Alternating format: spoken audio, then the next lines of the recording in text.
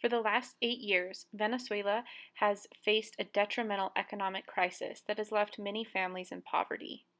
However, that is not the only crisis that Venezuela is facing.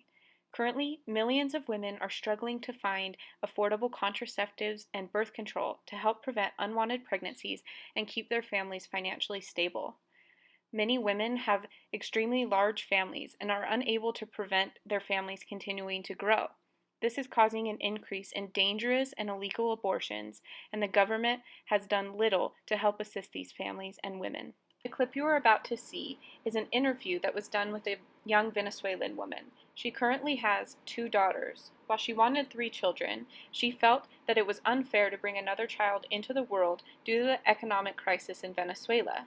However, she cannot afford birth control, so she has decided to take other measures to prevent unwanted pregnancy and her family growing.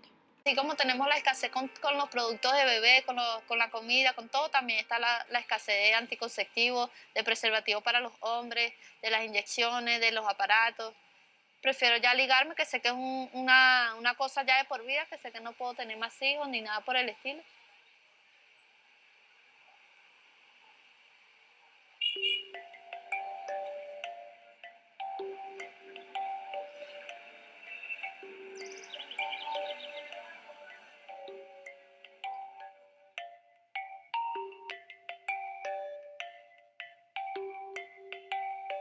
According to the New York Times, in the capital of Venezuela, Caracas, a pack of 3 condoms costs $4.40, and this is 3 times Venezuela's monthly minimum wage, which is $1.50.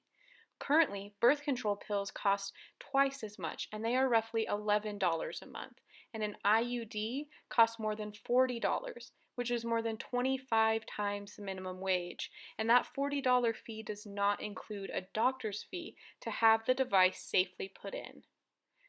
While Venezuela was once one of the most wealthy Latin America countries, that is no longer the case. Under the rule of President Maduro, they have fallen into a nearly authoritarian rule, and this has caused economic collapse as there has been various corruption, mismanagement, and American sanctions. Now, they are facing this crisis of lack of contraceptives. This is causing large families, and these families can no longer afford food, soap, diapers, and as their children grow, their children can no longer afford those things either. This has created a cycle of poverty that the country cannot escape. However, the government is so financially distraught that they cannot support these women and they cannot find ways to provide the birth control that is needed to ensure that unplanned pregnancies do not happen and that these families are not falling apart. Due to the lack of health care in Venezuela, there is a high maternal death rate. Between 2015 and 2016, that rate rose to 65%. After that, the government decided that they would stop releasing the data. One woman, who was only 24 and the mother of 3, decided that she would end her pregnancy because she couldn't support the children that she had. She decided to go in for a procedure where they used a hook, and during that procedure, they punctured her uterus, and she died of a hemorrhage just a month later. Unfortunately, this is a harsh reality that many women in Venezuela face. They must decide whether they want to potentially die during childbirth or have a child that they cannot feed, or get a dangerous and illegal procedure to end the pregnancy. Another option Venezuelan women have is sterilization. However, this procedure is just as dangerous and scary as abortions are.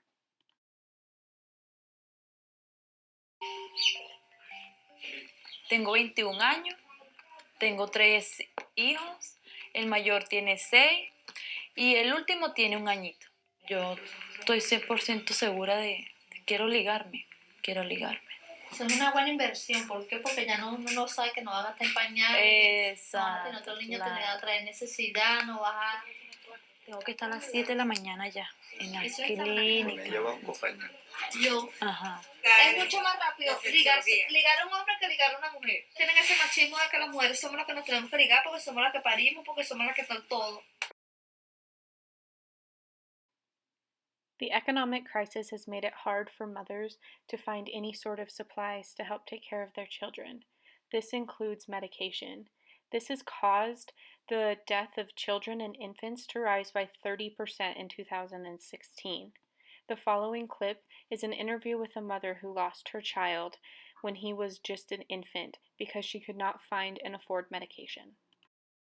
Tenía 6 niños, uno me falleció. Ahorita me quedan 5 niños. Hace un mes y 10 días. Empezó con una asma.